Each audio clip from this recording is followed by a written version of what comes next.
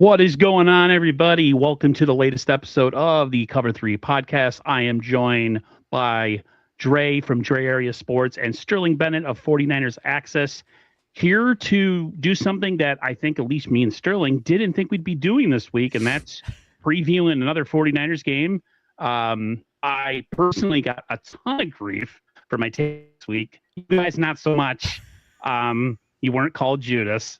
So that's a good thing.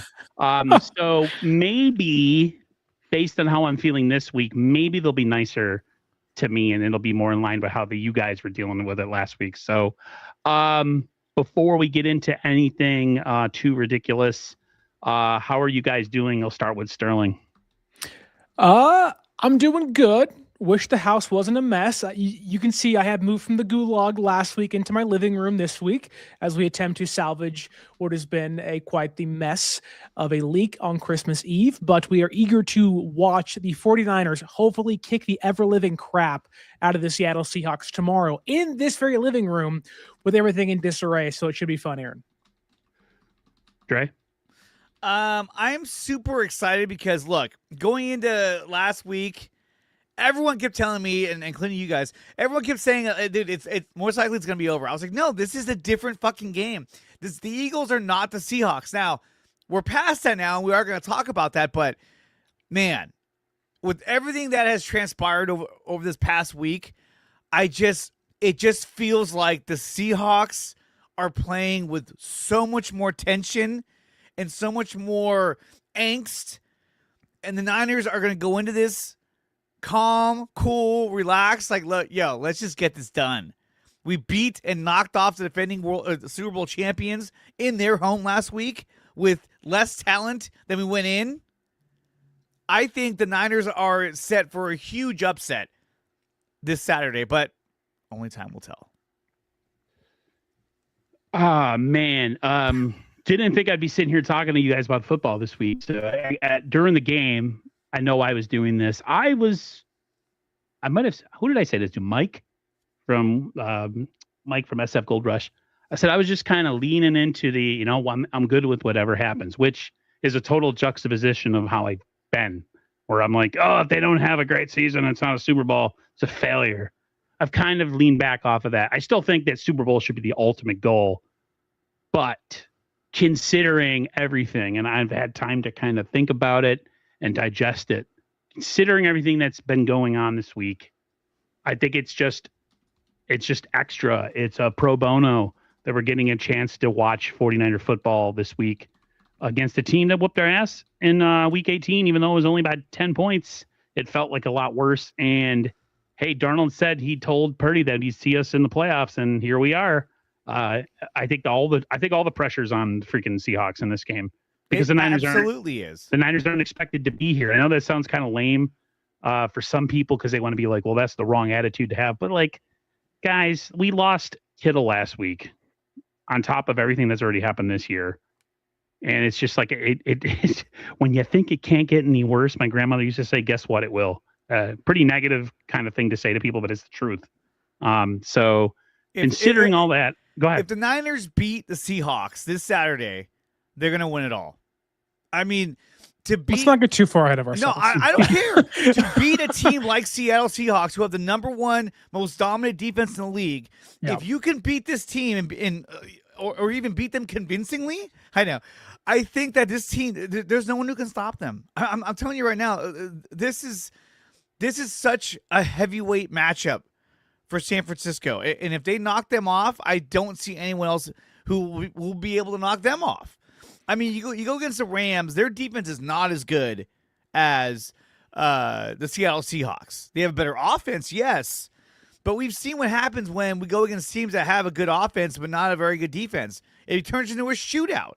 So look, we don't have George Kittle. That sucks. That really sucks. We still got Jake Tonjes. I just feel like if we get past this game, we're going to win it all. That's just my point of view. That's how I'm seeing it. I think that's what's going to happen. Yeah, I think you guys are right in the sense that the pressure is on Seattle. You are playing or in Seattle's POV, You are the number 1 seed. You had the bye week. You're pretty much fully healthy. You're at your own place in front of your home crowd against what is looked to be your biggest division rival of the last decade or so, coming off of one of their biggest wins of the season, beating the defending Super Bowl champions. Like, all the pressure's on Seattle. What does San Francisco have in regards to pressure? Nothing. House money. They're not supposed to be here. They're banged to shreds. And they're getting some guys back who they didn't have 2 weeks ago when they faced off in week 18. So, my mind, and I think most people's minds, go to the quarterback situation, Purdy versus Darnold. But I think it's important to point out that this is the biggest game of Sam Darnold's career. He's absolutely played. He's played in one playoff game. He got sacked 9 times. He threw 1 touchdown. He wasn't great. Now, you're not playing that Detroit Lions defense, mind you. It's a much better team that he played last year with Minnesota. However, he's never faced this amount of pressure. Now he has the oblique injury. What does the arm look like? There, I think, is a valid reasoning behind thinking that maybe Sam Darnold is somewhat mentally fragile. We know he's turnover prone, and it's almost like they're preparing for a loss, right? The fan base, they're terrified of San Francisco because they know that they didn't have Trent Williams 2 weeks ago. They didn't have Pearsall 2 weeks ago. And the one thing that I think San Francisco has in their bag is they're that boogeyman. Kyle Shanahan's cooking. Brock Purdy, makes some mistakes, but he's cooking defenses. And you can ride high. You beat San Francisco 2 games ago, but the one thing we've seen, when San Francisco loses a game, they start getting hot again. And if you let the offense get hot and get healthy, which they're getting healthy again with those 2 guys back, they have shown to be able to slice through any defense, whether it's good or bad. People want to kind of downplay that Colts game. That Colts defense was good walking into that game. Yeah, they held like Seattle number to 13 12. points. I think they're number 12 or 13 in the league. Right, and they had some guys out for sure, but they also had DeForest Buckner back on that defense, and they cooked that defense for 4 quarters. And I think about the pressure down on Purdy. Purdy's been here before. He's done this before. He walked off the field in the Super Bowl with the lead. He's saying, this is another game for me. I've done this twice already in 2 of the last 3 seasons. So it's like, hey, Seattle, I think they're a darn good team. They deserve so much respect. That defense is scary. There is certainly a path to which they dog walk San Francisco, and that's a possibility. But with the pressure on their backs, the one thing San Francisco has to do, and it's the exact same thing that happened last weekend against Philadelphia. Hit them early, get them back on their heels, stun that crowd, and take them out of the game. I think San Francisco can do that again this weekend. Then I kind of believe that if you do that, like Hurts, Darnold may crumble. And last week was so,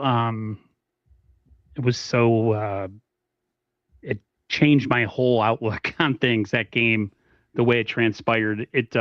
I caught a lot of flack for being negative, and I was pretty non-confident against the Eagles. I didn't see a path to victory. And then it happened. And then in your mind, I know at least I do this because I like to downplay everything and not jump in too fast because I'm always afraid I'm going to be disappointed. But like the win last week really kind of showed me that there is an avenue to get this thing done. And it's just surviving and keeping yourself in it through the game. The Niners don't really get any turnovers. They don't sack the quarterback. They don't really play defense particularly well. And I know a lot of people say, well, we played well last week. I mean, the Eagles have some challenges on offense. Nonetheless, they played good enough to get themselves a victory. And it just changes my whole outlook on everything. Sterling, you're right. There's 2 possibilities. It's a competitive game. We have a chance to win in the end, or we get boat raced because Seattle's defense is that good. There's no like special analytics or something that you can bring up and say, well, actually against it, they're really good. Full stop. They're as good as advertised. It's still going to be a challenge for the 49ers offense. Even if Trent, with Trent there and possibly Pearsall playing in the game, it's still gonna be a super big challenge. He's playing. He's gonna play. I know you can't wait to watch Pearsall play tomorrow, Aaron. I know you can't. You've been waiting for this all year. The return of the princess. Princess better freaking put his working boots on because we're gonna need him tomorrow. We need that guy. I mean, with Ricky Pearsall out there in week 1. He had 4 catches for 108 yards. His longest was a 45-yard reception towards the end of the game. He stretches the field. He does a lot of things that they couldn't do in Week 18. When you have Kendrick Bourne and Juwan Jennings as your 2 wideouts, they don't get separation. They're not man-beating receivers. They're situational receivers that can't be counted on every down to be your go-to. So getting a guy like Pearsall back is going to be huge for San Francisco. There's also a chance, too, that they could activate Jacob Cowing, who hasn't seen the field really at all. But what if they use him? What if he comes out there just to help stretch the field and run go routes just to help spread out that defense? And so we don't know what Kyle Shanahan's planning. Chances are they're not going to use him because Shanahan's like, I don't trust him enough. I don't want to do it. Give me Malik Turner instead. This dude played Malik Turner in a playoff game and even got a target last weekend. He better play Jacob Cowing. Exactly. And he dropped that pass. And I'll tell you what, the pass that Malik Turner dropped, Brock Purdy put it right on him, too. Perfect. So, sort of what Sterling was saying earlier, I feel like when it comes to Seattle, I agree. The pressure is all on Seattle, and the pressure is wholeheartedly on Sam Darnold. If he loses this game, let's say he loses bad, they lose this game at a final score of I don't know, I'm just playing make-believe here. Let's say they lose 28-10, right? And he has 2 picks. They're not going to retain him. They're going to be like, get this guy out of here. Or if they do, bring him back. But if they do, there's always going to be that looming, he might not be the answer here. Yeah, can't trust him. And so if you're Sam Darnold, you're like, I have to win this game. Even if I lose the week after, I have to win this game because it's against San Francisco. If I go out there and shit the bed, I'm going to lose confidence in so many aspects of this team. The fans, the coaching, the players.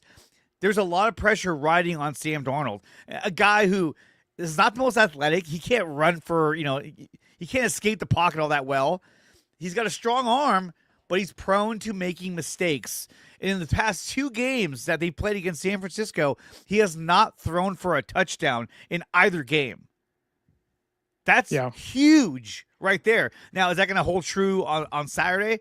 Probably not. But still, that's got to be playing into his head. And now with the oblique injury, it's like, are you serious? What was he doing to get an oblique strain? He was like, throwing the ball as hard as he could. I don't know. Jimmy Garoppolo has a bad back in L.A., and nobody knows how the hell that happened. You know what? We know how he got a bad back. We just don't want to say it on the air. Yeah. Oh, yeah. We also know how Sam Darnold hurt his oblique. We just don't want to say it on the air either. But look, Tonjes is going to play a huge role in this game because he has to. He has to come through. In week 1, he had 3 catches for 15 yards, and he had the insane touchdown, which he pretty much intercepted the ball from Reek Woolen, I think it was, and essentially won the game. So I think that when it comes to this game, all these guys at this point now are seasoned. They've all had experience. They've all had the reps. This isn't too big for them. And at the same time, for Brock Purdy, if there's any quarterback that's going to take the field right now that isn't going to be fazed by the crowd, that isn't going to be fazed by not playing at home, that isn't going to be fazed by throwing 1 or 2 interceptions, it's Brock Purdy. He's able to compartmentalize everything and stay focused on what needs to get done. He doesn't let his emotions take over.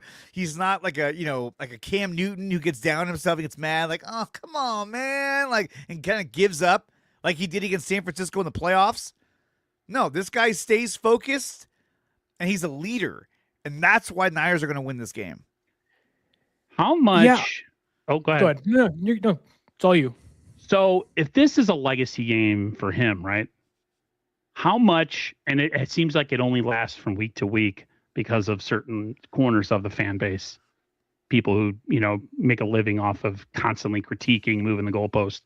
How much was of a legacy game did that game turn into for Brock? Because on one hand, I was thinking, okay, if they lose, he throws 2 picks. is he going to get kind of that Dak Prescott kind of heat where it's like, oh, he can't perform, blah, blah, blah, blah, which in his 5 playoff victories for them where he led a game-winning drive to win the game, 4 out of the 5 victories. So, yeah, like how much do you think, at least for this week, because last week, because we're going into this game on tomorrow, how much was that a legacy game for you guys for Brock, as far as like kind of starting out slow, a little erratic, and then able to kind of rein it in at the end and lead the 49ers down for a touchdown at the end? I don't think last weekend's game against Philadelphia was a legacy game at all. I think Brock Purdy's proven everything he needs to. Now, I think it helped his legacy, but losing that game wouldn't have hurt it. Now, yes, throwing 2 interceptions in the way he did, I think is not going to give them the best shot to win this weekend or tomorrow against Seattle. You can't make the same mistakes. You can't throw 2 pivotal picks near midfield and expect to beat a team like the Seattle Seahawks, like you could Philadelphia, who has a kind of a sitting duck of a quarterback and a bad offensive play caller who got fired the very next day for all the right reasons, right? Seattle's offense is much more put together. They're more competent. And unlike Philadelphia, they won't stop running the football. Philadelphia stopped running the football. And that I think while they found some success, San Francisco's defense on the ground has to sell out to stop the run, or at least bring the exact same tackling they brought against Philadelphia. But I don't put, a quote unquote legacy game on Brock's shoulders against Philadelphia. Brock has proven he can make miraculous comebacks against Philadelphia last week, sure, but also against Detroit, against Green Bay, and really against Kansas City on their way to a near Super Bowl win 2 years ago. Brock's proven he's a winner. Brock's proven that he is, of the ilk of a top 10 quarterback in the NFL. And while, yes, winning the big one is not on his resume just yet, but losing it is, I think the fact is Brock has won so many bigger games than Sam Darnold has in his entire career. He's won games where you got to have one drive to get it done, and you can't. You got to think, go back to week 18. San Francisco never led in that game. Never led in that game. That was the prototypical game you want to have if Sam Darnold is your quarterback. Get out to an early lead and run the ball the entire game and break San Francisco's defense down and wear them out. Bless you. Bless you. And San Francisco's defense couldn't stop them. Now, if you go back and watch that second half tape, San Francisco starts to run some single high safety, bring guys in the box, and they found more success against Darnold in the passing game. I think that it almost helps San Francisco having played Seattle 2 weeks ago. We can all talk about San Francisco needed the bye week and, they were so close. Seattle needed that game more than San Francisco did because they feel like they don't trust their quarterback. And I don't think Seattle, if San Francisco plays their best defensive game, is going to be able to execute the exact same game plan they utilized 2 weeks ago to beat San Francisco.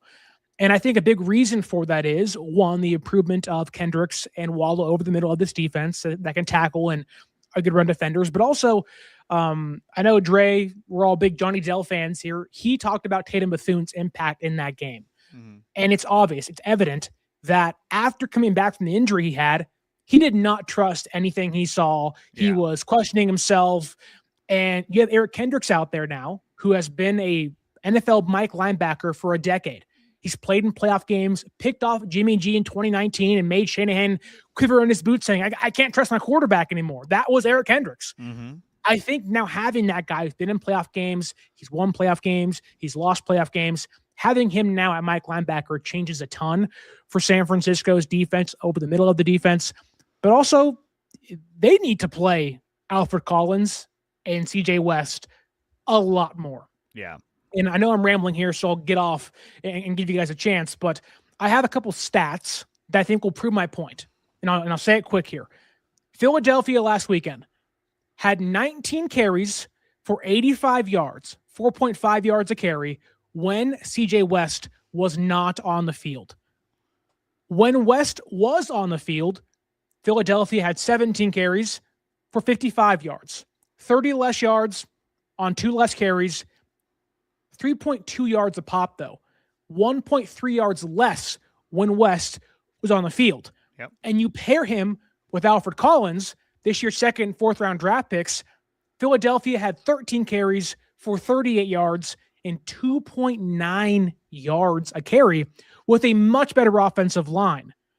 If you want to talk about the route to victory, because we're all trying to find that one narrow path, you got to play the youngsters. These young guys, because of injuries, have to be the ones that step up.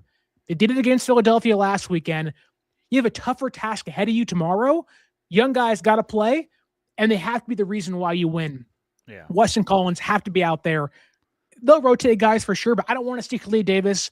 I don't want to see Jordan Elliott on 3rd and 2. Those young guys got to be out there. They can help San Francisco win this game and put pressure on Sam Darnold to help kind of fall apart, if you will, in front of the home crowd. Funny, I actually had that as a topic to talk about the young guys. I blew through it. Sorry. But we can still hit on it though. I'll say this: when I say legacy game, it might not be in our eyes, but I feel like, and maybe I need to reword it. Is the word? Yeah. So many people are hyper reactive every game that 49ers have, especially if Brock plays bad in one game, right? They were hyper reactive when Mac Jones was playing well and Brock came back and he looked shaky. Oh, I don't know. Maybe Mac should be the starter.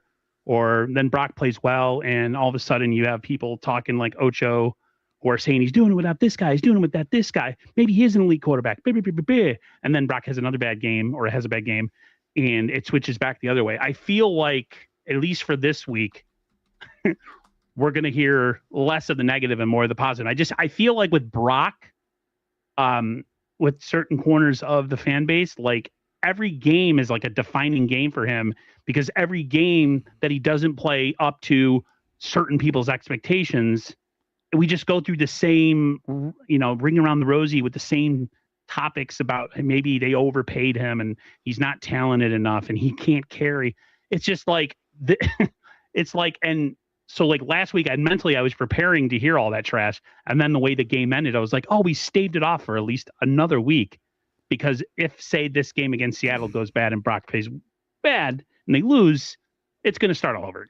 So when I mean like legacy, I meant like putting it off for at least another week so that, giving him the credit he deserves at least for 1 week. That's almost like waiting for someone's downfall of like, you're just waiting to prey on it when Brock Purdy beat the second best defense in the NFC last week. But that's a bunch of BS. Like, it is a bunch of BS. I agree. That's ridiculous. Like you're waiting for the star quarterback of your franchise to play bad in the playoff game. And he threw 2 interceptions last weekend, but that's against the second best NFC defense. And now you're playing the best one. Like if Brock beats this game, then like, what do you say? You just go in your corner and you kind of just sulk and cry because you're the guy you wanted to be quarterback or the guy you don't want to be quarterback is kicking ass. Like Brock wasn't perfect last weekend, but he played good enough to win, and the guy getting paid equal money as him didn't. Like the Eagles are a disaster right now. Do you see Mike Silver's report that just came out about Philadelphia? They're a hot mess. Like their talks to AJ Brown, that defense, a lot of the offensive players out there are frustrated that no one can criticize Jalen Hurts. It is a Russell Wilson, Pete Carroll situation happening in Philadelphia. In San Francisco for 2 of the last 4 years, may be the downfall of what Philadelphia is building. You have Howie Roseman saying, oh, you can still pay guys and also kind of retool. They ain't paying nobody this offseason. They're letting half that roster go. Like San Francisco ended what they wanted to be a dynasty, and no one's talking about it. That's Brock Purdy out there doing the Dougie and kind of, whatever out there after the game. And I don't know, like the idea of a legacy game for a quarterback that's gone to a Super Bowl and nearly won it is kind of a bunch of crap to me. That's not Jared Goff. Purdy's better than Jared Goff. Yes. Like, but I don't think Jalen Hurts lost his first Super Bowl and then came back and won one. So why can't Purdy? Yeah. I'm not saying you're saying, I'm just saying those waiting and preying on his downfall is ridiculous. But it happens all the time. And Trey, don't listen to him. But I don't, but there's a lot of people that do. Yeah, no, I mean, look, when you're paid as much as you're paid, what Brock Purdy's making, that talk is going to happen regardless. People are going to hold you accountable based on how you perform in the biggest scenario. So, look, when the Niners were whooping ass against the Colts and the Bears and all these other teams, there wasn't a lot to say about Brock Purdy because he was absolutely balling out there.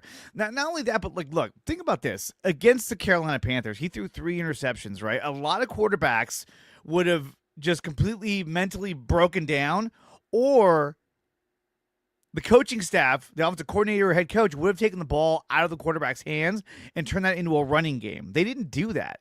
They just kept doing their same thing, and they ended up winning that game. So, look, I think when it comes to Brock Purdy, was that game against the Eagles a legacy game? I don't, because on that last drive, I expected him to score, and he did. At the same time, this is what we've seen Brock do year in and year out. And it makes me wonder, too, when you think about last season, how different would things have gone if Eric Kendricks hadn't gone to the Cowboys? If he would have stayed there and we never had Devondre Campbell? I mean, that's what was one of the biggest gripes about Devondre Campbell, besides being a fucking moron, was he couldn't cover anybody in coverage. Yeah. What can Kendricks do? He can cover in coverage, in pass coverage. So it makes you wonder if Devondre Campbell was a huge liability for this team last year. But anyway, I think that, for Brock Purdy, the pressure is off of him. Is he going to throw an interception or two? Probably, because he continues to attack downfield. However, I think in this game, they are going to, early on at least, I think they're going to look to get rid of the ball earlier, faster, and negate that pass rush. That last drive in which the Niners scored the touchdown against the Eagles to take the lead and eventually win that game, when you break down that entire drive, it had everything you wanted in that. He had tight windows to use check twice. He had the screen pass to Christian McCaffrey, who made a beautiful cut and was able to get a first down. He had an unblocked Zach Bond coming at him, unblocked. And he had the wherewithal to not only avoid the sack, but to have the proper footwork to put himself in a position to throw the ball away. I'm sorry. I love Mac Jones, but if that was Mac Jones, he gets sacked. There's no escaping that for Mac Jones. He would have saw that and just would have ate it like crap. And a lot of quarterbacks, Sam Darnold, sack. Jalen Hurts, maybe he gets away. He's a little elusive at times. He's but a lot of Sam Darnold. I'm not talking. What's his name from the Rams? I'm blanking right now. Stafford. Matthew Stafford, sacked. Me. Aaron, sacked. You know what I mean? So that alone, that ability, that play where he got rid of the football, that was clutch play. And then not only that, but then the touchdown. That was like his third or fourth read in his progression, and he found it his fifth, and he found them for a touchdown. And then not only that, but the play call. Did you guys see the reverse Texas route? Yeah, they've been running that play where he goes out in the flat for all season. And then this one time he hasn't run a Texas route, and that's where Nakobe Dean is like, oh, shit! And it was a touchdown because he was not expecting him to cut back in. He was like, oh, crap. He was fully committed to guarding him in the flat. It was genius. And not only that, but look, we got Robert Saleh coaching his ass off right now.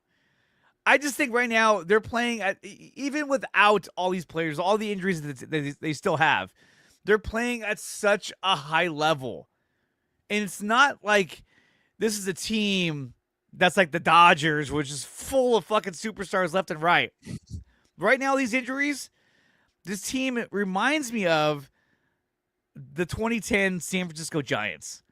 Just a group of guys that has experience, that have been in the league, that know how to win, and they're just not fazed by these other teams that think that they're top shit. And so that's why I say, if we can win this game, I don't see anybody stopping us after this. Dre, you mentioned Brock on that last drive, or more so about the Niners wanting to get the ball out quickly against Seattle. I think one of the reasons why you saw San Francisco struggle so much against them 2 weeks ago was the inability to pass block. And a big reason why you saw that was because you had guys like Trent Williams on the shelf, yes, but you had George Kittle in the backfield trying to help block. You had Christian McCaffrey trying to chip block in the backfield, leaving no outlets for Purdy in the check down game.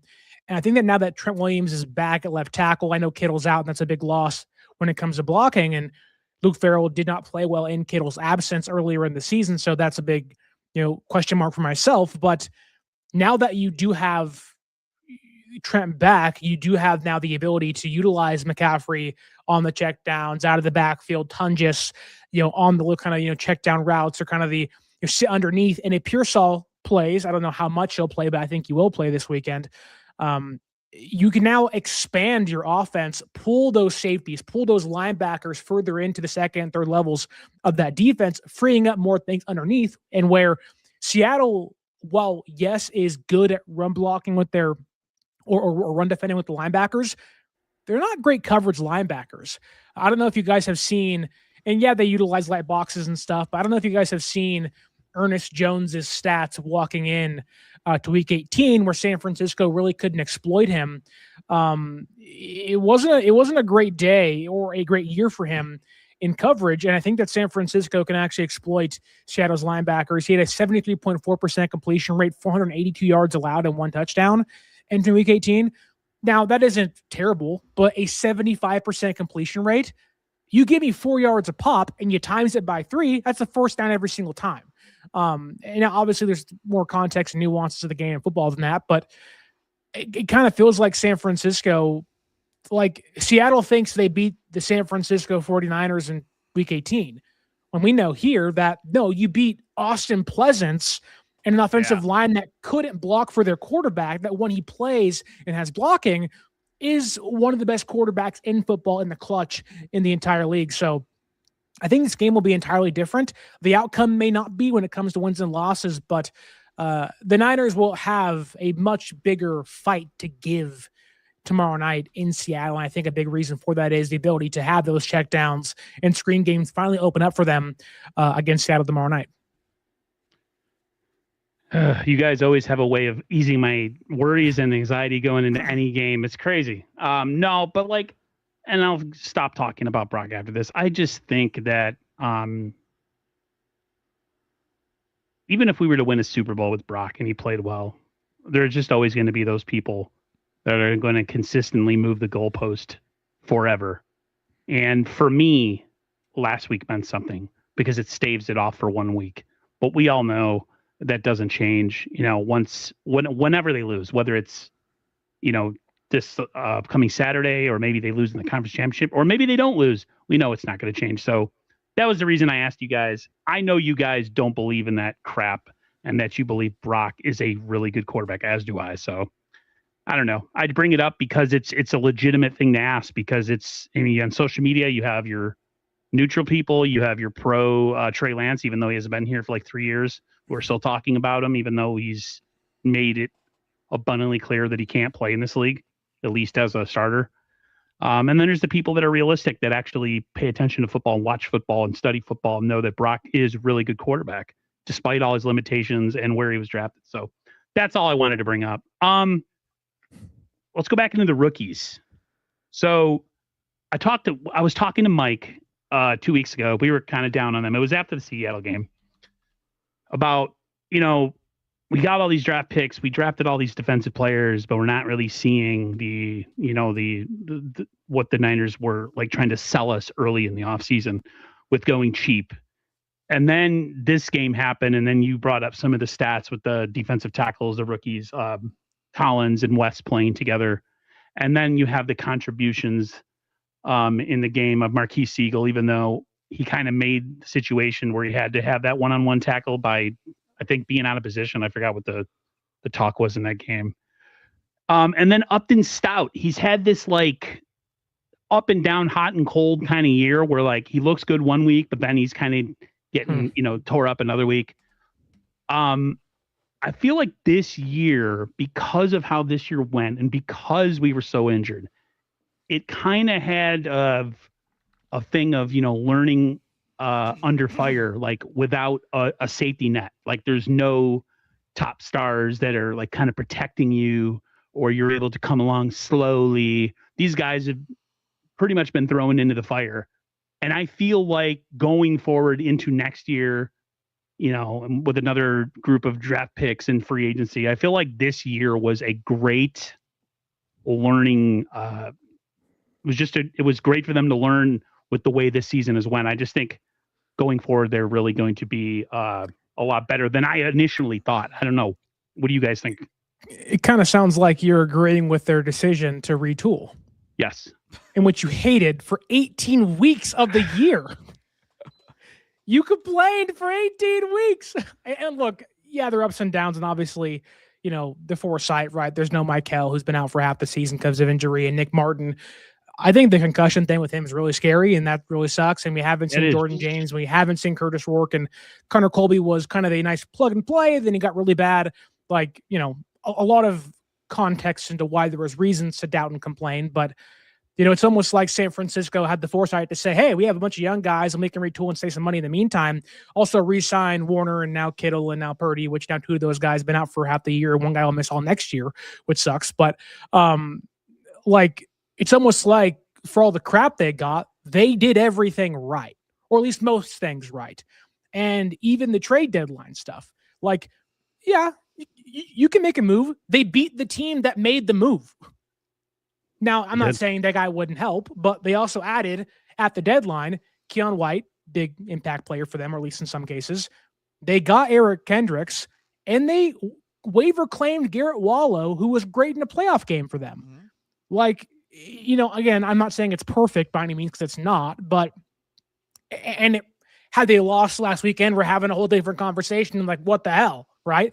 But I'd even push back on the thought that Stout's been up and down.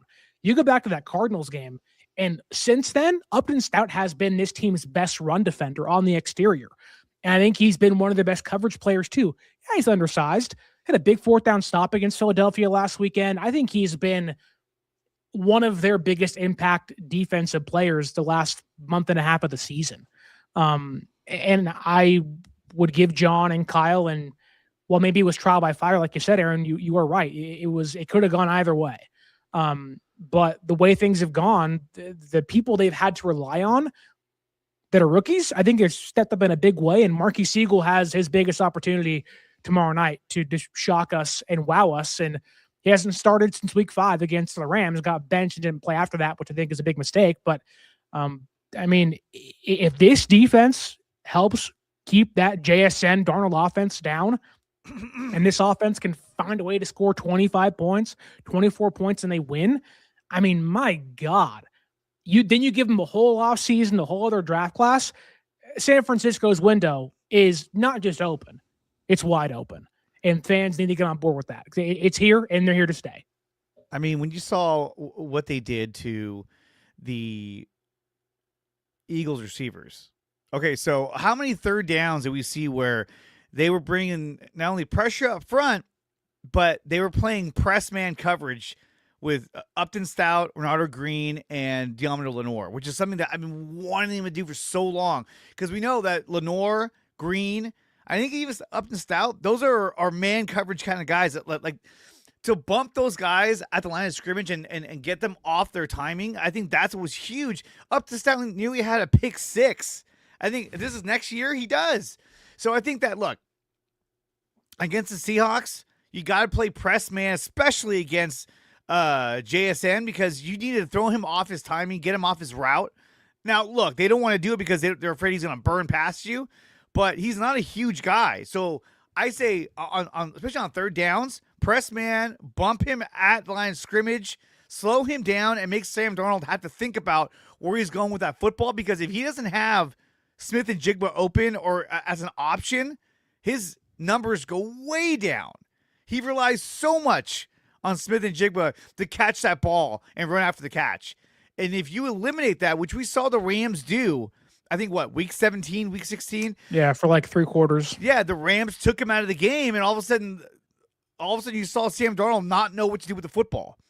So that's what Niners have to do. They have to take him out of the game, but really they need to stop the run, which is what they couldn't do last week. When you look at when you look at week 18's numbers, the Seahawks, Kenneth Walker ran for 97 yards on 16 carries. Charbonnet, 17 carries for 74 yards. In week 1, when we beat them, Those guys ran for Charbonnet 12 carries, 47 yards, Kenneth Walker 10 carries, 20 yards.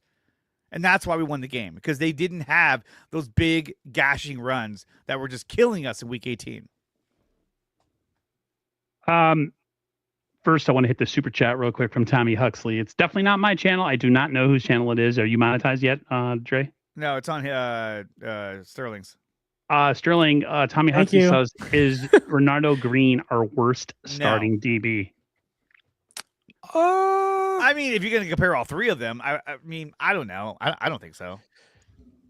I think it depends on the matchup, right? I think Green did a great job last weekend against A.J. Brown and frustrating him and, giving some more physical coverage against a bigger body wide receiver. That was one of my concerns, right? That Philadelphia, that while they have their offensive struggles, do want to push the ball downfield. And Hurts, despite, again, his inaccuracies at times, they will. Hurts was the third highest or second highest graded per PFF deep ball passer in football. And I think against bigger body wide receivers, Green is the archetype guy you want. He is that Mooney Ward guy that will get in your face, will get physical and whatnot. But I think a big reason that hinders San Francisco's defensive backs at times is they're all pretty small. Lenore's 5'10". That's small. Now, you can play well there, and Lenore's been better in past years and has kind of been okay this year. But I would say their worst defensive back isn't playing this weekend. That's Jair Brown. So thank 100%. God. Which I hope Jair Brown gets healthy. And I think really I wouldn't hate Jair Brown being on the field if he was in that big nickel role in which he was in week 2. And then Siegel started playing bad and they benched him. Like Jair Brown works in a very limited capacity. And I think that if you could flip-flop Pinnock and Brown with Siegel playing free safety behind them, I'm all for it. But in coverage this year, playing free safety or playing safety, Brown has been just hot dog flavored water. Mm-hmm. If you guys can get that reference. Oh, I've been around. My whole thing, I think the only person that I really made a comment on that I didn't understand the draft pick, and I know, other people are able to explain it way better and kind of are way smarter and know the facts and know all the stats and everything that, Mykal Williams definitely is good and his draft pick makes sense and all that stuff. I just thought what did they pick him at? 12? 11? They picked him at 11. 11. When we know that the Niners really lack that other pass rusher opposite Bosa, right? That was my biggest thing because he's not a pass rusher. He's a edge setter at defensive end. He's a large man. He can kick inside. That was the one draft pick that I questioned only because for what we were doing, cutting cost, all that stuff, we let a couple guys go that were depth pieces like Leonard Floyd, and then you bring in a rookie who essentially isn't a pass rusher. I think that's the one, like the defensive tackles. But they did have the edge rusher though. What, in Huff and Bosa? Yeah, you said they didn't have the opposite pass rusher. I'm talking about like a guy who's a 12 sack a year guy, like a D Ford, whose one job is to come in and do that. Yeah, but D Ford only had 10 sacks and he broke his back basically. Pretty much. At least Huff is healthy, and I think we can all agree that if Bosa and Mykal were healthy, then Huff probably has 12 sacks this year, the way he was going. Like you're not wrong in the sense of wanting that. We all want that. Every team wants that. Philadelphia has that and more. But I think more so what you're getting at is, and it's kind of what I hit on a couple weeks ago, was like, you're never going to see what this team could be at its full strength. You never saw it. Kittle got hurt in the first drive of the first week of the season. You didn't see it. And then Bosa got out and Fred got hurt and Mykal got hurt. You never saw this team. Never. Out of one drive to begin the year, fully healthy. They haven't been. It's true. It sucks, but yeah. I mean, it was always an incomplete on West because of the injury that he suffered this year. And Collins, a lot of us going into the season, a lot of people, at least I was, were concerned about Collins because of, I think he got into camp late or he was injured. I forgot exactly. He signed late, then he suffered an ankle injury at the combine, I believe. Yeah. So like there was a lot of questions about him. And then he seems like he's always at the epicenter of a huge turnover that we need, or a big play, a big stop, which is awesome. You're right. We haven't seen this defense at full strength. Like Siegel, Marquise Siegel, it was like, I think we talked about this after the draft, Sterling. You were not the biggest fan of him in coverage as a coverage safety, and he's not really a thumper per se. So, I mean, how much? Is he a better upgrade? I mean, we're comparing him to Jair Brown. He can't cover worth of crap. So, like, how much of an upgrade really is it to Marquise Siegel at safety when it comes to coverage? I think the biggest difference is one, tackling, right? Siegel's much more comfortable playing towards the line of scrimmage. He's much more comfortable because he was a former nickelback. He's comfortable in the up and stout role. Then he moved to safety. And I think it was smart, that Kansas State defense, if you go and watch them, I'm forgetting his name, but it's the guy in Tampa Bay who was their nickelback, and he was awesome this year. But it's a bunch of undersized dudes. Yeah, it's John Lynch. But it's a bunch of undersized dudes that really have no business being as strong and aggressive as they are, just swarming the football. And it's why you saw San Francisco take him. And yeah, he isn't the biggest guy and he isn't the strongest guy, but I think San Francisco doesn't really value having these amazing coverage safeties. They have a lot of the same archetype guys back there. It's a reason why I think a lot of us questioned Siegel and Brown. Why'd you bench them or whatnot? I think a big reason for that was Siegel probably was busting coverage because he didn't know the coverages just yet, whereas Brown knew the coverages. He just wasn't good enough physically. And that's the biggest difference. Now, why did it take 18 weeks in injury to change things? I don't know. But Siegel at least seems like he knows the coverages better, knows his assignments better.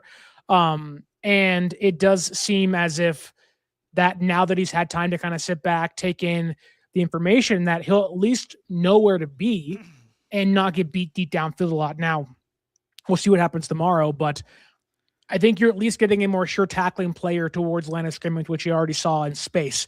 You put Jair Brown in the situations last weekend against Philadelphia, the guy's probably still running for a touchdown right now. Like, Jair Brown over pursues. He misses tackles too much. He avoids his lanes. He doesn't know his gap assignments. He's terrible. I wouldn't be shocked, outside of having some contractual control for the next year and a half or 2 years, he doesn't get cut in the offseason. He's been that terrible. Yeah, he's been rough. And so there will be in some instances where Siegel will show improvement. Now, coverage remains to be seen, but at least tackling and run defending, you will see an improvement against Seattle tomorrow night. Yeah, I definitely think so. I mean, when we saw Siegel come in, we saw him flying across the line of scrimmage, making tackles in the backfield, making tackles against the running back. He smashed Saquon Barkley in his left hip, which took him out of the game for a couple of plays because he was like, oh my God, that hurt. I just think right now, one thing that you're seeing from the Niners, which is surprising in itself, but you're seeing guys come in who are healthy and who are fresh. Like Wallow, Kendricks, Siegel, these guys haven't played in weeks. These guys they're fresh. They don't have ailing injuries that they've been battling all season. They're ready to rock right now. And so you saw in that game that like how much more energy and speed they brought to the game because they're not hurt. They haven't had the treads wore down their tires. Like they're fresh, they're ready to go. And you saw it. I mean, all these teams right now that are playing in the playoffs, they're all beat up. They're all have ailing injuries. They've all had something that happened to them early in the season that's still lingering now. These guys don't. These guys were flying around the field. So that's a good thing. You're getting fresh legs, fresh bodies that want to win, that want to do their job. And look, when you look at Garrett Wallow, he was, and talk about like, knowing your assignment and where to be. He was everywhere. And then he made this shoestring tackle on Saquon Barkley. That could have been a huge gain. Now, there's a lot of things that happened in this game that were just that were so huge.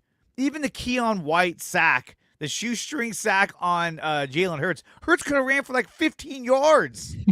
And instead, he got him by the ankle for a loss of 1 yard. That was fucking huge. Like, oh my God. So right now the Niners are playing at such a high level, and not only that, but they're playing at a clutch level, which they weren't playing in Week 18. Week 18 was, we got to survive this to get to the bye week. That's what we need to get to, and it didn't work out. But I think almost to their benefit, it's been better that they didn't get the bye week because now they're just going balls to the wall. They have nothing to lose, and that's what I'm saying. It's going to be a really good game on Saturday. I brought up that the bye week put more pressure on them to be expected be the actual number one seed. Like by default, if you get the number one seed, you're supposed to be the best team in that conference, and you're supposed to be the front runner to go to the Super Bowl in that conference. In a way, things kind of worked their way out where the Niners were never that team this year because of injuries. And it kind of took the pressure off of them to coming into the playoffs where they essentially are just like you guys have been saying, you guys repeated this incessantly. They're playing with house money. A lot of 49ers on social media, they're playing with house money. They are. And maybe the reason for me taking a while to come around to the rookies this year was just because, like, I don't know.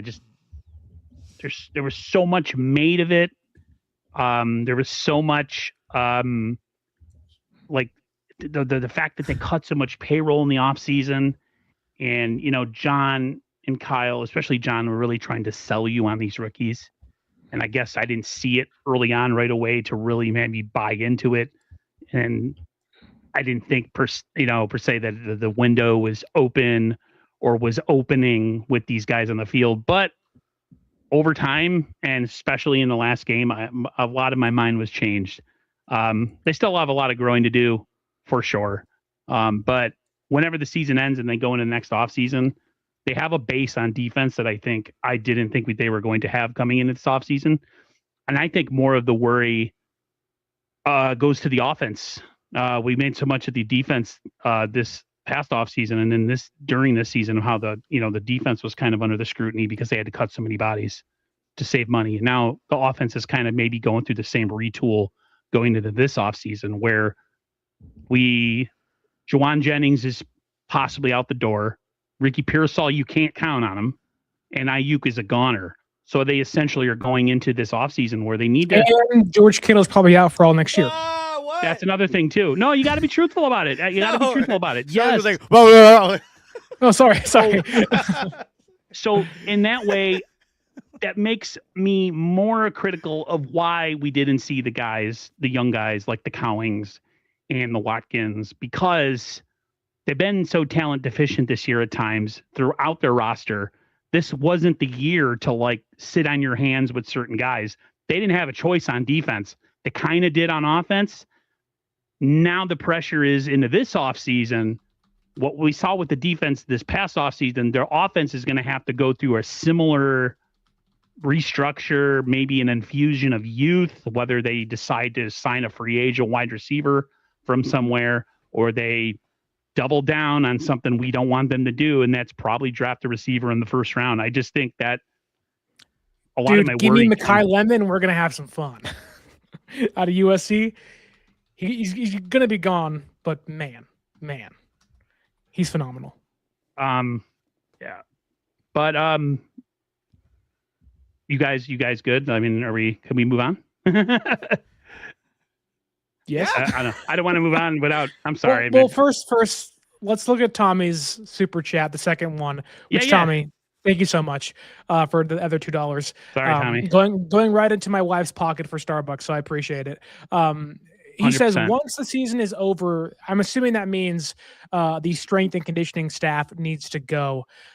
This may feed into what Aaron wants to get into in regards to conspiracy theories, but there has to be an overhaul somewhere. There has to really be an overhaul somewhere. I don't know if that's how they prepare. I don't know if that's how they stretch. Maybe it is conditioning. But yeah, too many hamstring injuries, too many soft tissue injuries. You draft guys that already have these things. Isaac Grendo comes to mind, who they drafted a couple years ago, that had 4 hamstring strains coming into the year. You saw Cowing have a hamstring strain and never play the whole year because he kept restraining it. Yetur Gross-Matos being a big problem. So yeah, San Francisco, while it can sit back and complain about losing Fred and Kittle and big guys, and yeah, we're still in this thing, wouldn't it be a lot better to have at least 75% of your roster healthy, 80% of your roster healthy instead of what seems like 55% of it? So yes, something has to change. Hopefully Kyle, who realized his errors in the special teams realm, this past offseason, and cutting Moody and getting in Brant Boyer, hopefully the training staff can have an overhaul as well to it. Yeah, if the Niners are smart, and you want to talk anything about offseason, they need to. Here, I'll just do this instead. Let me just share the screen. This will solve all of our issues. What's going on right now? If they want to make a move that's going to benefit them in the long run, they're going to tear down the goddamn substation and put it right there next to Dodger Stadium. Done. Done. Nice. Did you make that during the show? No, somebody posted that. I was like, oh, perfect. There it is. It's exactly what we have to do right there. Nice. That's exactly what we got to do. That's it. It's funny that we were talking about this because it kind of takes me into my next point that I want to make. We'll talk about injuries a sec for what a the segue. game. What a segue. My brother sent this to me before the stream. I know you guys, it's like whatever, there's no proof, blah, blah, blah. But I just thought it would make good for the show. We could kind of break it down and make fun of it, or we can maybe dive into it. So let me play it. Francisco 49ers have been one of the most injured teams in the NFL for a long period of time. And this theory is something that some players have talked about on the Niners roster. The fact that where they practice and their practice field is located next to an electrical substation. And could EMF be the reason for why the Niners are suffering from this historic of injuries? Well, we have a new development on this front. The Washington Post just released an article, and it's titled as such: An Injured NFL Team, a Power Substation, and a Theory That Won't Fade. A viral online theory for the San Francisco 49ers injuries is disputed by scientists, but has some players' attention. It's also fair to acknowledge that some of the scientists who are quoted in this story did say this is worth looking into, and this could be a reason why the Niners are so injured year over year. Also within that story, some NFL players have started to reach out to their agents about the location of the Niners practice field. Players have voiced real concerns about the dangers of EMF, and some agents think this might impact the Niners' ability to attract or retain free agents this upcoming offseason. One agent told the Washington Post he thinks the Niners might have to move their practice field entirely. Another agent has wondered why his client, a player in the NFL, or his clients, talking about multiple players, have taken longer to heal while playing with the 49ers. His radiation we got out Justin. We got Not out the Justin. AI. Oh, it's the AI. worst. It's the worst. my No. God. I was trying to time it up because I knew that was coming. But Like, I like this post right here that I'm sharing with you guys. This was perfect. I saw this as I was watching that horrendous video. thanks. Just trying to make it. I was trying to make light of things. Oh, okay. Here we go. How this long have- electrical substation. Oops, that's not the one. Not that one. How long There has it San is. Francisco practiced? Some see a power substation. Some see a practice field. It's been there for how long? Forever. Like, okay, we used to let dudes get drunk on Saturdays after working in a coal mine for 5 days a week, and they'd play 4 quarters of football and go back to work at their 9-to-5 blue-collar job. Like, I get it. John Feliciano believes in it. He said some of the players in the room believe in it. I'm not a scientist. Maybe it's worth looking at. Fine. I think everything is worth questioning. That's how I live my life. Question everything, right? But sometimes you kind of have to look at the grand scheme of things and say, they've been there for like 50 years. They've practiced there for like 50 years. Those teams in the 80s didn't have that problem. They Those weren't in teams the, in the they 90s weren't, didn't have that weren't they in problem. Rockland in the 80s? They've been there forever. Whether it's actual 80s or not, they've been there forever. Like, Right. it's not like Long this is a new time. thing. It's a new facility. Yeah, it's upgraded in some capacity, but like they've been there forever. And Aaron, you are accurately talking about, previous regimes and the soft era football players we have. Yeah, guys didn't get hurt back then. It wasn't because of the substation. It was because No.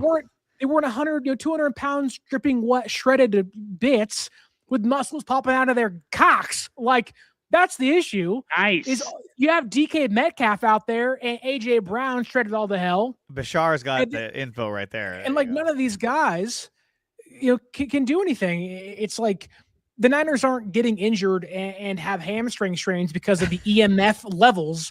They're getting hamstring strains and not recovering because they don't know how to train right, or at least the training staff has no idea what they're doing. And one, that is terrible. That's negligence of the GM and the ownership of, like, we got to figure this thing out. But Aaron, go ahead. Is it worth at least looking into? Yes. We're hurt sure. Why all not? the time, every year. You know what my jealousy is in this playoffs? Is you look at teams, even the Eagles, they beat us, or we beat them, excuse me. Sorry. They were healthy. Seattle's healthy. All the really good teams this year, other than Buffalo in the playoffs, because Buffalo's had a rash of injuries this year, they're healthy. Yeah. The Niners are never healthy, ever. 2023 was like an outlier. It just sucks, man. Like, you look into every year, and it's like, if we were full strength, what could we have done? But it's the question all the time, guys. It's not like a one-off. It's not like the Bills. Oh, the Bills are really hurt this year. What could they have been if they were not hurt all year? But the Niners are always hurt, other than 2023. So it's like, to me, okay, then where do they practice in 2023? I don't know, man. They just got lucky. The substation. So, like, what's the deal? Point I'm trying to make they is practice the point inside the substation. It's my point is, it's less about the substation and it's more about the point that was made in the chat. Sure. I think they have to uncover every stone and try to figure out a way to. I don't know what you got to do. You know, I know that the leader of our health staff has been the same guy for a very long time, but a lot of the people under him have changed. I mean, is it worth taking a look at this offseason? I mean, it can't hurt us, right? Now, if they go and change everything out and we still get hurt, then that's a whole other thing. But to me, at this point, I would love to have a season where we can actually, like, talk about guys in the offseason or guys we drafted and get excited about free agent signings and actually have them on the field for most of the season, if not the whole season. That's all I'm saying. Out of all people, I didn't mean to put Chase up on there. I know some people were like, geez, Chase Sr., he's an Eagles fan. But it was given to me by my brother, so I figured I'd go for it. Well, here's a quote here from the Bristol Medical School professor, Frank DeVocht, VOCHT. He says that the Washington Post, or he told the Washington Post, the idea of the EMFs are leading to more injuries is quote unquote nonsense, while UC Davis's radiology professor Gerald Bushberg told Front Office Sports there is no firmly established evidence that EMFs can weaken soft tissue. Now, again, I'm all for questioning everything, and I'm fine looking into this, because why wouldn't you? You're a $1 billion organization who wants to win a Lombardi Trophy. Just look into it and see what you can. But I don't know, man. Like, all these players have every single device strapped to their body. They sleep next to their phones. They have iPads. They have televisions. They have all these cars that can talk to them and do a freaking dance like a transformer. They're getting, like, there's radiation off all those things. Yeah. So, you're right. Like, if you want to, take all the phones away. Take all the iPads away. Take all the TVs away and say, hey, there's a reason why everyone was so freaking healthy in the 80s and 90s. They weren't bombarded by radiation. I don't think it's true. My whole thing is, who knows? Johnny Dell, I respect him. He makes great content. He breaks down film. He's the best. I said to him the other day on social media, I said, you make everybody feel smarter. He even thinks that, like, he was talking about some of the soft tissue injuries. You know, you can't help the Fred Warners. You can't help the Nick Bosas, even though Nick Bosa, this is his third knee injury since high school. Yeah. That's an issue. But, like, some of the more serious stuff, it just happens. But it's all the soft tissue and the long recoveries. That has to be, you'd be stupid not to go into this offseason and at least look into it. Don't make a change, whatever, but look into it. And just, I don't know, man. It drives me insane. Oh, look, aliens. I don't know why this is. This is what I want to talk about. Aliens. I think extraterrestrials are the reason why the Niners are ripping hamstrings and Achilles tendons is aliens. So maybe we should move on. Maybe we're like, maybe we're in the upside down and we don't even know about it. I don't know. But yeah. Sorry. I mean, I also think the big reason isn't the substation. I think it's the way Kyle prepares. We talked about this before in previous seasons, that there was a report, I think, came out in 2020, 2019. And we can talk about Yetur Gross-Matos too for a second, but Kyle would have guys in pads on Thursday. Yeah. No team was doing that in the NFL.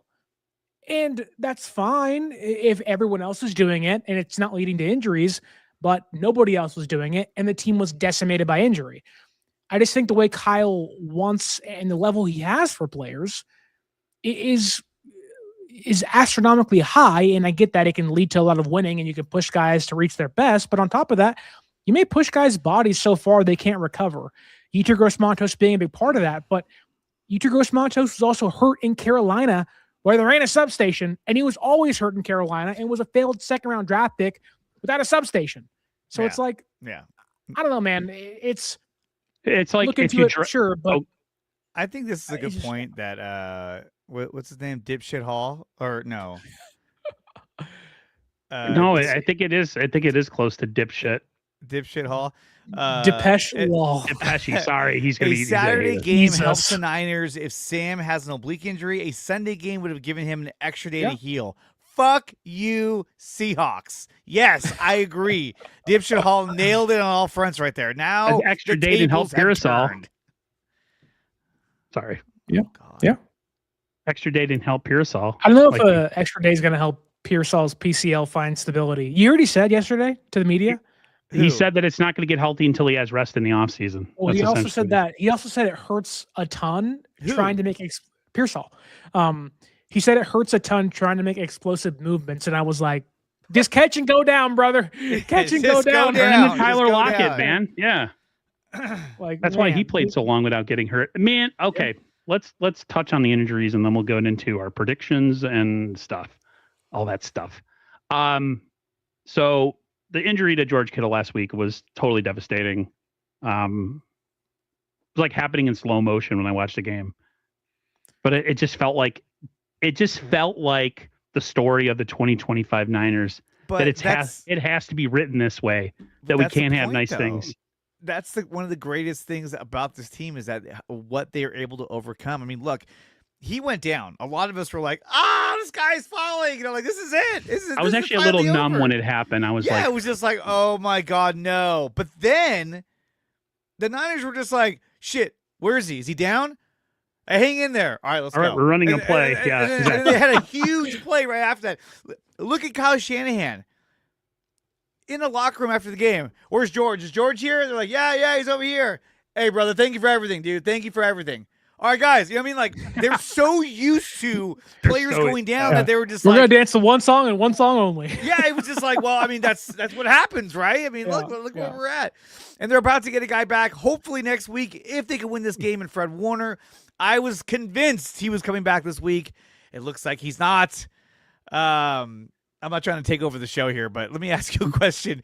Aaron, when you saw that Fred Warner was not going to be coming back this Saturday, did you blame the EMF substation? Did you blame the EMF? No, but I was like,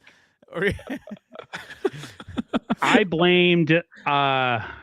What? I didn't blame you blamed anybody? No. I was lying. I was trying to make a joke, and it just. Damn, dude. He faked me out. Cam says right. I was convinced he was coming back. I was telling my coworkers he's coming back. You called it. What? For anybody who's in this chat right now that has never been here before, Dre called the return of Fred Warner probably 6 weeks ago or more. I said divisional round, and he tried. Don't get me wrong. I think he tried. That you said it. Me and Sterling were like, okay. Point being, I saw the injury report, and I'm like, did he get re-injured? But then I saw the quote from Kyle, and he was like, I don't know exactly what the quote was, but it was like, essentially, if we play next week, he has a chance to play, kind of thing. Yeah. And he was never going to play off the first week of practice because you're expecting soreness, tightness. Maybe he's not healed all the way. But man, my brother said, he's like, even if he doesn't do anything for you guys, he's just his presence, he goes, like galvanizes the team to just bring their level of play up because Fred galvanizes. Okay. Yeah, coming from a Dolphins fan who doesn't know anything. Word. It's a huge word. I like that word. I'll start using that more. Understanding. Exactly. It's a great song too. But no, I think his presence in him even being, on the sideline in these last, the games that we won before we lost to Seattle, I thought his impact and his presence was huge. it's crazy because like it's the total juxtaposition of Brandon Ayuk, who hasn't been around and quit on the team, and then you have the ultimate team guy who's spent the last 2 months trying to get himself ready for the playoffs. What do we got here, guys? This is for your brother right here. It's just for your brother.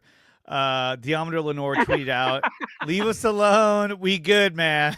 I mean, he's not actually high on. He's actually not high on him. I know, but still, he was like, "Go away." He loves Saleh. He just doesn't think he's a good offensive coach. Well, he's not. But yeah, I don't know what you. I mean, like, what are you guys thinking about the Fred Warner situation, Sterling? Like the fact that he has a chance to play next week.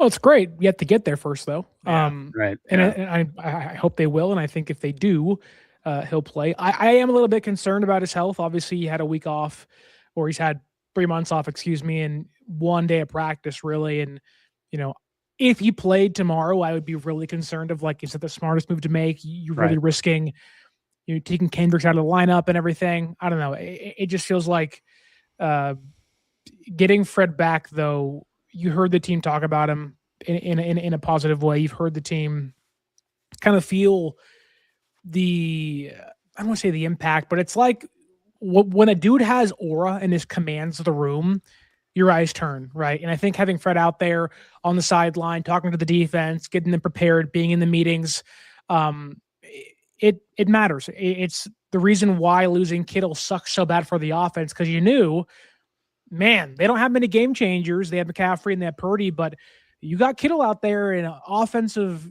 weaponry that's really depleted in regards to the receivers. It can change a lot for you. And I think, having Fred out there is almost like having a mini Robert Saleh on your defense from the sideline, getting dudes fired up. And to kind of use the baseball reference for the Giants, they didn't go anywhere this year, but he can be their Willie Adames, someone to kind of pick dudes up when they make a bad play, or when the guys make a big play, out there running around and jumping around and stuff and going crazy. And, people feed off that, right? Whether it's a job or whether it's, in football, like, you feed off energy. It's all momentum, right? And if you can swing momentum in a place like Lumen Field in Seattle, a lot can change really fast. You saw it in San Francisco plenty of times against opposing teams, and you've seen it in Philadelphia last week. The minute San Francisco scored that first touchdown, everything went quiet. And Philadelphia went, uh-oh, we may have a challenge on our hands today. And obviously things went in their favor. So, having Fred out there with the young guys and whatnot will be a big impact for this team, really in any capacity you can ask of. Dre? When I found out that he wasn't going to play, I was fucking devastated. I was like, oh my God. But look, I think will he come back if we win this game? Absolutely, but we have to win this game. And I think that having Garrett Wallow and Eric Kendricks out there, they're fresh, they're ready to go. They played outstanding last week against the Philadelphia Eagles. And look, you say what you want, but Philly has more assets on offense than the Seahawks do. They have A.J. Brown. They had Devontae Smith. They have Saquon Barkley. They had what's his name? The right tackle, Mialata. You're loaded. Didn't have Lane Johnson. I think that really hurt them a lot. And then his backup went down. I was like, oh my God. But Dallas Goedert. So they have a lot of assets on offense that Seattle doesn't. And I think that, but the way that they play call and the way they play, it reminds me a lot of Seattle. Seattle has a very anemic offense. They're very much run the ball and set up play action and don't ask Sam Darnold to do too much. Really, he's their version of Jimmy Garoppolo. They're running a Jimmy Garoppolo style offense that we saw like in 2023, where it's don't ask Jimmy to do too much. He'll have games here and there. He'll light it up, like the way Jimmy did against the Saints that year. A couple years later, he did it in Mexico City, where Jimmy looked like, oh, this guy's amazing, but he can't consistently do that. So I don't see Sam Darnold as being a guy that's gonna go out there and just deliver in the playoffs. I think he's gonna go out there and they're going to treat him like, hey, let's not let him make a mistake. Let's put the ball in our best playmakers' hands and play conservative and let our defense set the tone. I think that's what Seattle's gonna do. Seattle runs what I call the protect the egg offense, which is you have a person holding an egg in the middle, and then you have a group of people on the outside trying to protect somebody from getting in there and crushing the egg. That they're not an offensive juggernaut, even with Njigba on their offense. So, yeah, Fred Warner, I think his presence. My worry is that he's going to re-injure himself. So I'm kind of like I'm on the fence. As much as I'd love to have him back. Jesus, dude, come on. I'm just being honest. Oh, God. I'm scared. I'm scared, man. Sure, like, I get that. But like man. I'm being why not? Why I know. Don't put the energy out there. I get it. But you guys know you are the substation right now. I am the substation. Oh, chill. I'm surprised I'm not getting attacked here today by my favorite fan. He's not in here. Where is Bebop? Start the Judas talk again. Here. We need that in here. He's here. He said what's up. Oh, okay. He's in my chat. Oh, okay. That's right. I haven't blocked, but yeah. Mr. Negative. I'm not negative. I'm just realistic. I love it. No, I am negative. You're right. I'm looking forward to the game. Pearsall, the thing on Pearsall to me is the fact that he's able to give it a go this week would be great. How long he stays in the game is a whole other thing. But like I said to you guys earlier, this offseason offensively, I know this is kind of an offshoot point. They have to do a little bit of a retool like they did on the defense last year with the offense. You can't go into the offseason with Pearsall as your number one, or at least your perceived number one when you got. Why are we talking about the offseason? We have the biggest game coming up this Saturday. Let's talk about Seattle and Niners. I mean, look, next week, Aaron, let's talk You're about talking the like we offseason. already lost, Yeah, man. I know. I'm like, what is happening? But it worked last week. You're not doing it on purpose. You do this all the time. This is all natural. It's coming organically. You've had no belief in this team all year, and every time you've not believed, they have defied the expectation you've set for them, which, keep in mind, you were part of setting that expectation. No. I said they were going to win 10 games this year and beat the team in the playoffs. You said 12-5 and they'll be a first-round exit. I know things changed. The year goes healthy then. Like you have not believed in. If you want to do a mock draft with against anybody, true. Let's do a mock draft right now. Yeah, dude. The first round draft are on the clock. Yeah, pick 26, brother. They're not going anywhere after this game. Can we block Charlie Brown? Yeah, I mean you're right. I've had my doubts all year. I do. I have. Maybe it works for me though. Maybe that's a psychological thing for me that I don't go into any game with any expectation because I can't. In the past, I've had a hard time. But you're saying you don't walk in with any expectation, but the expectation you're saying is completely negative towards the game. I get it. Like they're banged up and they're hurt and they're on the road. They're in Seattle. The odds are stacked against them. There's reasons to believe they're not going to win this game. I get that. I didn't think, or at least for the most part. Lori, people pick on me all the time. We're not trying to pick on you, man. It's just that this is the biggest game of the year tomorrow. And you're like, well, next year. Who cares? They can't go into the offseason with Ricky Pearsall as ever seen. I don't care. They're not there yet. In Seattle tomorrow, if they lose, then we can talk about that. Like the season's not over. Is our point. Listen. At least I'm consistent. All right, let's talk about Seattle and the Niners. You want to do our final score predictions and keys of the game? Sure. Aaron, how are they going to lose? Tell us, brother. He's like, Brock Purdy's going to tear. No, I think in this game, to be honest with you, the Niners have to possess the ball a long time. They had a lot of 3-and-outs. They barely possessed the ball in Week 18 against Seattle. And Seattle, for stretches, had the ball a ton in that game. And I think it made that last drive where we were going in for a score and then the interception happened.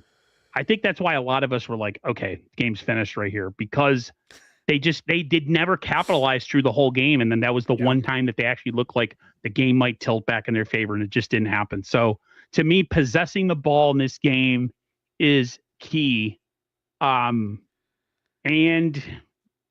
the run defense, like Dre mentioned, they have to stop the run, put this on Sam Darnold on defense to win the game. Even though we're limited, even though we're down a bunch of people and we're playing, with a lot of backups and street guys or whatever, put it on him. See if he turns back into a pumpkin. He hasn't thrown a touchdown all year against us. So put it on him in that game. You got to find a way to just shoot. Like you brought up the statistics against the run. Have CJ West and freaking Alfred Collins start the game, for crying out loud. I don't know. Do something different. So that's my thoughts. Score-wise, I'm going to... Geez, you guys are putting pressure on me. See, now if I call for them to win... you know what? Screw it. I'm going to go... No. Go. No. You have to pick Seattle. No. That's the way we're playing this, man. You want me to play it like that? Okay, I'll do it. I'm going to go... You guys suck. I'm going to go Seattle 27, 49ers 17. How about that? So I'm undershooting the Niners. 27-17, Seattle wins.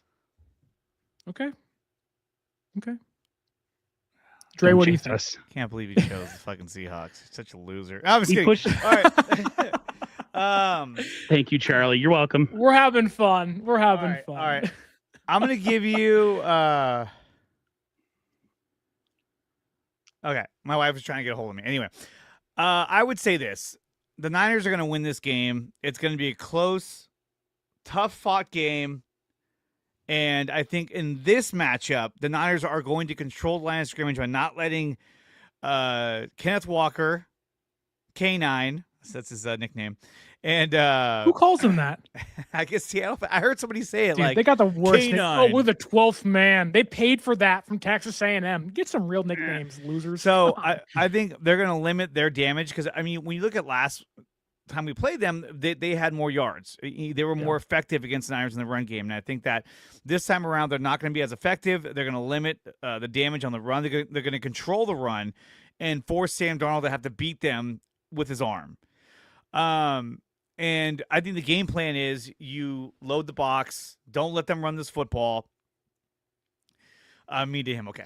At least you paid Sterling $2 to say that. I didn't even pay Aaron. I know. I think the Niners are going to stop the run game, and they're going to put a lot of pressure on Smith and Jigba, try and take him out of this game. And I see the Niners winning this game by a final score of 21-17. Okay. I think both of you are right. Aaron, I agree with you. Stop the run. Make this a Sam Darnold game. Put some pressure on him and just see what happens. If Sam Darnold comes out and plays great football, then so be it, right? You got to find out. And I think that's what San Francisco wants to do. I think Darnold, not to say is like waiting for the inevitable, but it just kind of feels like he knows he's not good enough. Not because he's not physically good enough now he's injured, but it just seems like mentally, like some guys are great in the regular season and not great in the clutch. And Sam's had a phenomenal year and whatnot, and maybe I'm believing too much in what the Niners are cooking, but he fumbled week 18, almost lost it. Gross Matos couldn't recover. It could have been a big swing. He almost threw an interception to Renardo Green, and it was out of bounds, though. Like, he's begging to give games away. And, you know, it feels like with San Francisco's new defensive personnel and the way they played last weekend, they just seem like they're a team waiting to get hot again. And they haven't lost consecutive games all year, I believe. You saw them go on a 6-game winning streak, lose a game, and it felt like the loss against Seattle snapped them back to reality. And I think if you do that for a team like this, they're really dangerous. Now, how far can they go? We'll see. It's week by week, game by game. Same mindset as last weekend against Philadelphia. Records are 0-0. San Francisco isn't 1-0. They're 0-0. Philadelphia the same way. But I'm going to go heat the grill up, and we're going to toss some birds on that puppy because we're going to win tomorrow. 26-23. San Francisco gets the victory, and they beat not just Philadelphia on the road in their number 2 defense. They go on the road, beat Seattle in their number 1 defense, and they knock off back-to-back top NFC defenses. And hopefully, fingers crossed, play Chicago because the cold don't scare me. And I think this team is waiting for something great. Now, again, how far can it be? I don't know. But tomorrow night in Seattle, I think San Francisco wins. They're back healthy offensively. Pearsall's back. Trent's back. There's reasons to believe more than to not believe. So I'm going San Francisco. I think that if we win this game and we have to go travel to Chicago, in that cold weather, to me, this benefits San Francisco if they play in Chicago, because our team is built to stop the run. They don't get pressure on you, but they do a good job at containing the run. And I think that if the Niners go up against the Bears in Chicago, we're going to be a run-heavy team. McCaffrey, Brian Robinson, and Brock has shown you that he can play in the cold weather, and it doesn't matter. It's only when it rains. That's when we got problems. But no, this is going to be an exciting game on Saturday. They're going to lay it all out, both teams. But the pressure is on Seattle, because if they lose this game, the embarrassing loss that they will have to face, knowing that they lost to San Francisco, a team that's more injured than they are. They were at home. They had home field advantage. They had a chance to not only win the NFC, but win a Super Bowl in the Niners stadium. And that's all gone. It is going to rock their franchise. They're going to end up making a move to do something in the offseason, but this is going to be a huge gut punch. Well, think about it this way. San Francisco beat Philadelphia last weekend. What'd they do the very next day? They fired their offensive coordinator. What happened? What happens if Seattle loses and they lose Clint Kubiak? Like, there's a real chance the two teams San Francisco plays in the playoffs, they don't have their offensive coordinator next season. And you take Sam Darnold out of that offense, what happens? Like, this could theoretically be their best chance. Now, again, a lot can change, a lot can happen. They can push the right buttons and everything can go their way. But I don't know, man. Like, I know where Seattle built that defense. McDonald's defense is awesome out there. They have great personnel and whatnot. But man, there's a real chance Seattle's looking for a quarterback in 2 years and a new offensive coordinator in the offseason, which, that puts more pressure on them. They're probably going to lose Kubiak, as they should, to Atlanta or Philadelphia or Miami, who knows? But they could have a staff decimated. And if Kubiak leaves, he could take more guys away.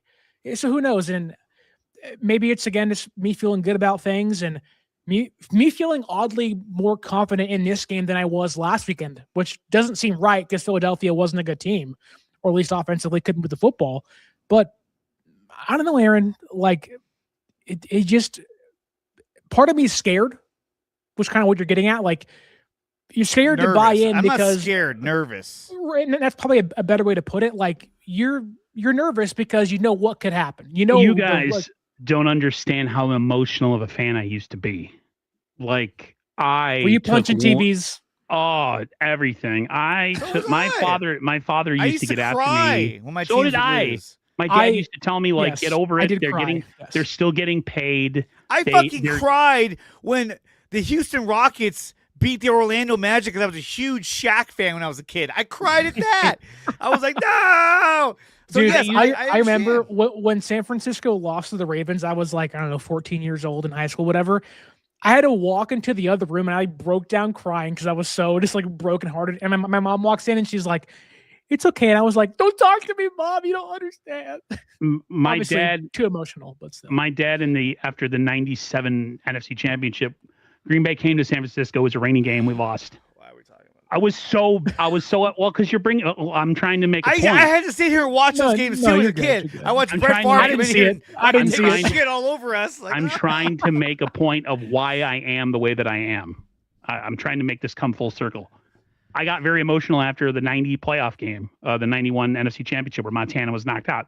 Devastated, crying, everything. I cried when the Bills lost that Super Bowl because I hated the Giants. There's been many times where I've been very emotional after games, and I let myself be just completely unhinged. So to me, it's like psychological warfare if I get myself hyped up and they lose. So I always enter everything with the most negative or completely I'm just going to watch the game and whatever happens. I have to do that for my own mental health. Otherwise, I lose my mind watching games. I scream at the TV. I punch things. I get emotional after the game and snap at people over sports. It's not really that important. So that's why I am the way that I am. There's a reason why the negativity is there. There's a person in the chat. I think you can see it. Chris Hubner, 8036. is a good friend of mine. Huge Niner fan, Warriors fan, and Giants fan. We watch a lot of championships together. Now, we also watched the Ravens and Niners game at his house. And we were like, and it was over. Like, and that was like, it was devastating. We also watched the Seahawks throw the interception and lose the game against the Patriots when you would have thought we're all Patriot fans. We're like, Yeah. Yep. So look, and then obviously the Warriors as well. But yeah, no, I agree with what Bashar said. Curry made up for it because he won a bunch of championships, and that was great to watch the Warriors win when the Niners really sucked. Look, this is gonna be a huge game regardless. There's high stakes, there's a rivalry, a lot of emotion will be thrown out there. Chris, you remember when we left and you walked into your side table and lamp like. Because he was hella drunk. Anyway, so there's going to be a lot on the line here. And I hate saying this because I hate being this kind of fan. But if we win this game, or let's put it this way, if we end up losing the NFC title game or the Super Bowl, which is going to be devastating, it would suck, at least I can say we knocked off the fucking Eagles and the Seahawks. Fuck them. This is like if the Giants made the playoffs and he knocked out the Dodgers in the divisional round.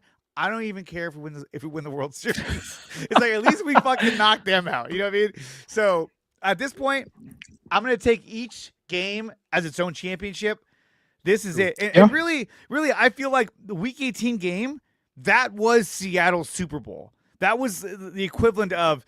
This is the game that we have to show the world that we're the best team in the NFC. And to me, I think they shot their load too early. They put all their money in that, all their eggs in that one basket. And I think coming into this game, it's going to be a different game, and the Niners are going to win this game. It better be. If they don't, they're going to get their butt kicked. CJ Gray, I was completely the same. I was so disconnected even in the 2024 season. I was so hammered when I watched that game. When it was over, I was just like... I was so broken. I quit YouTube for like 3 months after that Super Bowl. I was like, I don't even want to talk about 49ers anymore. I woke up at 2 a.m. on my mother-in-law's couch, and the first thing I said to myself was, did we lose that game? And then I looked at my phone. I had a dream. What happened last night? I looked at my phone, and then all my memories came flooding back at the same time. I was like, oh, no, that's right. The worst is after the Niners lost the Super Bowl 2 years ago, I had to go on the radio and talk for 3 hours. And I said, I don't want to do this. I mean, obviously it was cathartic for me and whatnot, and my co-host Mark Grandy, but that was the worst because all you want to do is go sit in a hole, kind of cry, and go turn the channel off. Or you just want to start cussing, and you can't do that. Right. And it's like you just want to be alone for a little bit to kind of compose yourself because you're just like I have so many emotions going through my head because you get so invested in everything, and and that's what makes football and fandom so beautiful, right? It's like you can invest so much while not helping them do anything at all. It doesn't affect them, right? And right. Either way. And it's just because like you either grew up in it or, you've been kind of adopted into it. Like my wife is not a football fan, but she now loves the 49ers. And that's because she loved Jimmy Garoppolo and how tight his butt was in those pants. But she's since upgraded to Brock Purdy and how cute he is too. So, but she's grown to love the players and everything. So it's been, for myself at least, her not being a football fan, now to being a football fan in some capacity. Like she didn't even understand what was happening last weekend. And she was taking a nap and everything. And she woke up towards the end of the game and, last drive. And I'm telling her like, one more stop. Let's beat the, one out of these guys, one more stop. And of course they got the stop and everything. And I'm going crazy. And she's like, I don't know what happened, but it seems like they won and you're happy. And it's all that matters. And, I'm honestly telling you, if this team ever wins a Super Bowl, I'm going to that parade. You better win that. You better hope they win that Super Bowl before you have kids, because I guarantee when you have kids, that goes right out the fucking window. She's going to be they're coming to the parade down. Turn that down. Put on Bluey. Your kid wants to watch that. And let's hope the people over at ESPN go 0 for 5. Because last week they were like Eagles. And again, here we go with the Seahawks. So you know what? The Niners play better when they're not favored to win. Yeah. They're also a better road team. They are. The road doesn't faze them. I'm almost happy they don't have to play at home. Like, it gives them, on top of the Super Bowl and winning games, it gives them almost something to strive for of like, we have to fight to get home. They have to a play killer that Super instinct Bowl. on the road. They got a killer instinct. And it's like, I don't know if it's the cards stacked against them or the injuries or whatnot, but like, this team just plays better on the road. Think of their big wins this year. On the road in Los Angeles, on the road in Seattle, on the road in Indianapolis. Like, all this team's quote unquote big wins have been on the road this year. And that, to me, whether it gives me more confidence or not, it just makes me believe that this team can walk into the eye of the storm and walk out saying, we are broken.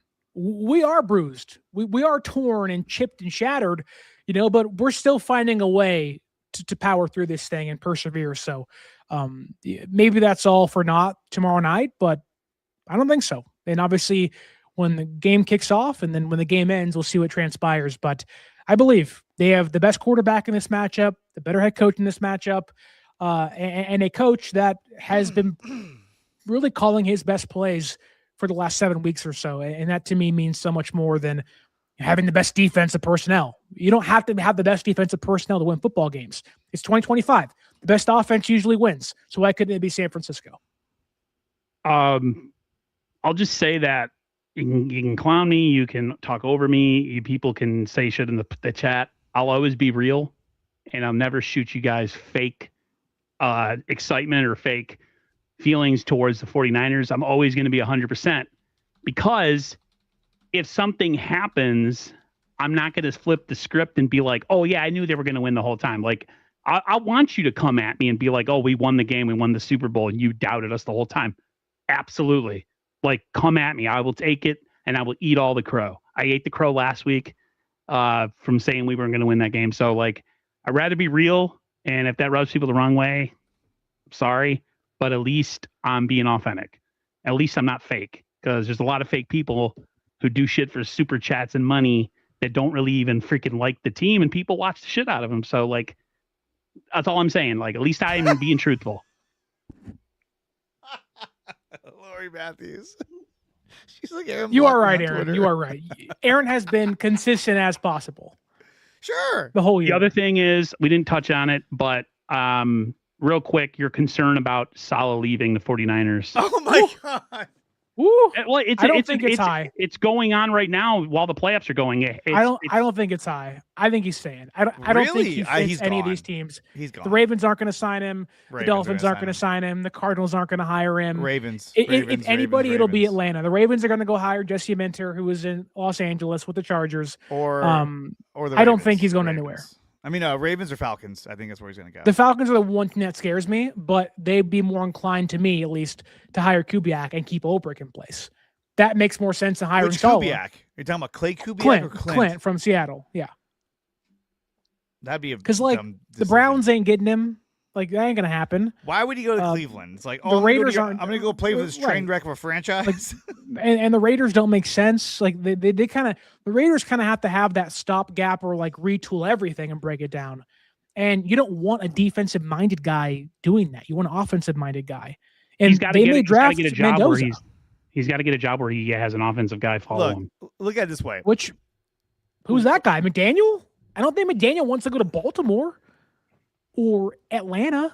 You're coaching Kirk Cousins and Michael Penix? Mike McDaniel is not going to be a head coach next season. If anything, he will be an offensive coordinator at one of those places. And that's Lions. Watch out for McDaniel in Detroit. Maybe. With Jared Goff, scary. He's like, Jared, I need you to run. I don't know how to run. Fuck. Read option. I don't know what that is. Yeah, exactly. Yeah, it's I can't wait for the game tomorrow night. Do you think he's gone, Aaron? Do you think he's gone? Your brother wants him in Miami. I don't think it's gonna happen. No, he doesn't. Nah, my brother doesn't want him. He says he wants an offensive coach. Why wouldn't your brother want Chris Shula, Don Shula's grandson, to take over as legacy hire, who's done a great job in Los Angeles as their defense coordinator? No, he doesn't want Saleh. But Chris Shula is a defensive-minded guy. Would he want him or no? I don't know what my brother's looking for. I think my brother wanted one of the two coaches that just got hired. You know what? Maybe next week, if not in the offseason, you bring your brother on the show. Yeah, let's talk Miami Dolphins. You think I sound like Charlie Brown? Oh, you got another thing coming. Let's talk some Miami Dolphins football. He is, Jared will never get on camera. That's never going to happen. He just wants, it's been tough, man. They don't do anything. Every year they start slow and they try to end fast, and they miss the playoffs all the time. So he's just over it. He said he'll worry about it in September. He's like done for 9 months. So do you think he's leaving or do you think he's going to stay? Robert Saleh. Man, I'm so conflicted because there's just so many opportunities out there right now. I think he's gone. I feel like he's going to go. 9 openings. I think Sterling, I don't want him to go. I just think he's going to. If he's smart, he'll just stay with us and never leave ever again. But oh yes, my brother is a Dolphins fan, but he also as Aaron's 49er Yoda. He sounds like Yoda too with the voice because he sounds just like me. But seriously though, like I'm looking forward to the game tomorrow. I'm nervous as hell. I'll try to keep composure. I don't always watching the game. I still kind of get pissed, but I'm looking forward to it. And one thing that Strawberry brought up, I thought was a really good point. If the Niners run the table and let's say they get to the Super Bowl, they will be playing against a quarterback that's never played in a Super Bowl ever. There's nobody in the AFC that's played in a Super Bowl because Mahomes had them all blocked. Yeah, they put the full court stop on all those guys. There is an update. Mahomes should be ready by week 1 of the NFL season. That's what he's shooting for. Good luck. I love that's the update when it's like that's the actual timeline for an ACL recovery, like 6 to 8 months. Like, yeah, duh. It's so funny to me. So funny. Like Bosa's back by mid-training camp. Shocked there. Michael's back by week 1 too. Like, I know Aaron talked about next year. Like Niners, theoretically, should be better next year. That's awesome. Where is he? Leon Sandcastle made a point about how he loves the draft and the offseason to me is fun because there's no pressure to win games and you play the what if game in your head. You play like money. And you could buy this guy and you could bring this guy in and you could draft this. It's very exciting. Yeah. Because the reality of the regular season and the playoffs and the season is all the injuries, all the stress for the games, winning, losing, all that stuff. When the offseason, you're 0-0, nothing's happened, and you can fantasize or go play Madden and just build your team the way you want it. They're 0-0 right now. Biggest game of the year tomorrow. 0-0 right now. I'll just say this. If I'm wrong next week and we do this show, I will eat all the crow. You guys can come at me super hard and I will take all of it. Aaron, send me your address. I'll cook the crow tonight. Okay, you're not going to dox me. That's weird. Give me your social security number and your bank account information right now.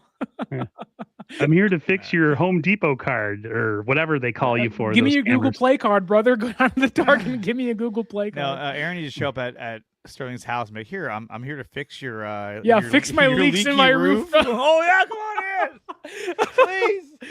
Yes, fix my office for me and fix my living room. His Yeti is still in there, all like soaked and freaking destroyed. Poor Yeti. It was so bad. So bad. What did he say? Don't worry, Charlie. Lucy won't pull the ball away. You guys are funny. All right, everybody. Enjoy doing the show with you guys. Everybody in the chat. Yes. Thanks for being real. I appreciate all of it, good or bad. And till next time, everyone, stay safe and healthy. Go Niners! And hopefully we'll be talking to you again next week about the NFC Championship game.